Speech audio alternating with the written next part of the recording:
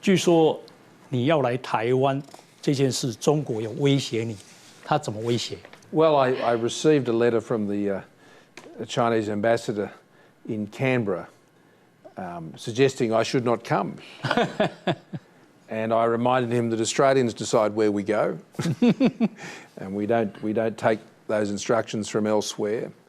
这个中国为了统一，那么也一直在各方面施压台湾，特别包括经济比方说想要停止 ECFA， 那么这个对台湾农渔产品也常常这个制造麻烦，那么禁止输入中国，跟澳洲当时有点像。 您对台湾有什么建议吗？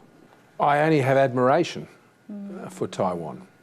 I have admiration for a people that believes passionately in representative democracy, in economic freedom, in political freedom, in religious freedom. And the notion that a free people such as Taiwan would ever peacefully submit themselves to an authoritarian communist regime, I find incredulous. The policy that Australia has, the one China policy that Australia has, and the United States has and many countries has, does not recognise the legitimacy of Beijing's claim over Taiwan. It simply recognises that it makes one, and that this issue should be resolved peacefully. But resolving it peacefully does not mean coercing Taiwan into submission. That is not a peaceful outcome. That would not be capturing the spirit of what countries such as Australia, or I believe the United States and others, would expect from that policy that we have held now for 50 years. So I have admiration for Taiwan. But Australia must continue to diversify, and I would say right across the world.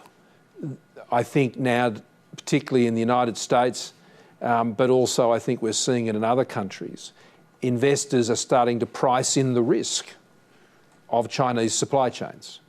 And they're not what they were previously assumed to be.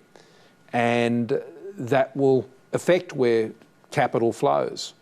And it means that all countries, I think, will rightly seek to diversify their reliance. I think all countries will continue to want to trade with China. Australia will want to continue to trade with China. We can't deny them our wonderful red wine. Of course they will want to have it back, I'm sure, and any time soon. But the bulk of our trade, as I said, comes from resources. The consumer goods are a much lesser component, but I think can grow a lot. And they're not of a security risk or nature either. Our dairy products, our powdered milk, all of these sorts of things. We're happy to trade in all of these areas, but we can never let that trade be used against us. 这个澳洲现任的总理那么在宣布今年稍晚要访问中国，但你却选择访问台湾，为什么？ Well, no longer being Prime Minister affords me the opportunity to visit Taiwan. And so I was very pleased to receive the invitation. And I wish Prime Minister Albanese all the best with his visit to Beijing. I think it's good that the countries are talking. It was never my government that wanted to stop talking.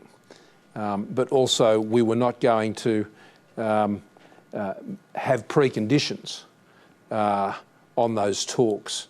And in fact, having talks when they were still imposing illegal trade sanctions was not something that was acceptable. So I'm pleased they're talking. But equally, I think it's incredibly important that I come here at a similar time on your National Day and be here to celebrate with you, to acknowledge the relationship that exists between Australia and Taiwan, and to stand with Taiwan for the cause of peace and freedom that you represent in this region. It is a beacon. It is not unlike when you think back to the times of West Berlin. And Taiwan holds up, I think, this hope. and those who are not living under that type of a regime not far from here.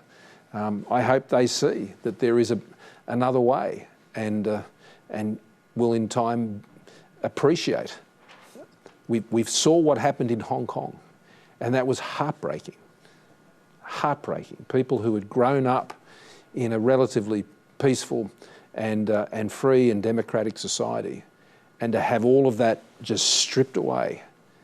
And it is just so important that Taiwan continue to be able to live peacefully and freely in a representative democracy where you decide.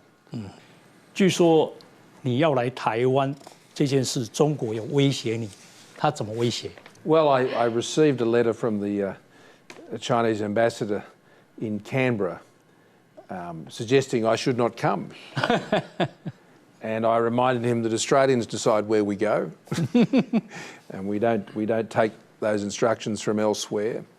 And the fact that I can come here to Taipei, I hope is something that is something that Australians can do for a very, very long time to come. See, I think, understand that that's really what's at stake.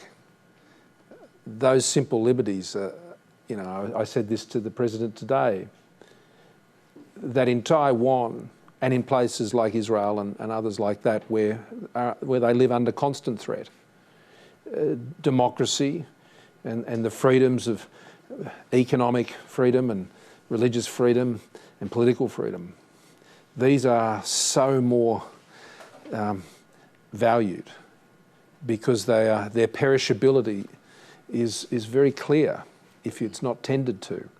And so I think Australians and those elsewhere in the world can learn a lot from Taiwan and the way that you value these things, as I saw on display today. So it was a wonderful thing to be able to be here and just participate. They are angry now. What looks good on paper doesn't necessarily end up well in practice. An illegal invasion that was believed would have taken Ukraine within 5 days, and the war goes on now. Well, we're coming up. We're well past 18 months now. So these things don't always play out the way the aggressors think. And so it's the job of those who want to resist that and ensure peace that we spoil the calculus as best we can.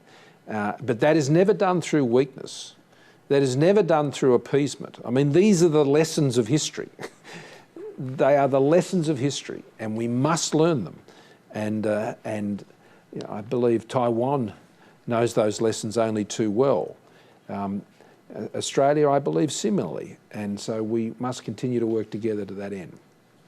I also don't believe China wishes to take Taiwan by force. I don't believe that's their intention either, or their wish. That said, we also have to be careful that submission is not achieved by other, what I'd describe as unpeaceful means, through coercion, through creating a spectre of inevitability, or seeking to drain the resilience of Taiwan and its partners and supporters. That is not a peaceful outcome either. So we can't allow the goalposts to be shifted on what is peaceful outcomes here. The status quo needs to be maintained. The status quo is a situation where the people of Taiwan know freedom. That is the status quo. That's why we support the status quo. And I would hate to see happen in Taiwan what has happened in Hong Kong. Very different circumstances. I'm not pretending they're the same.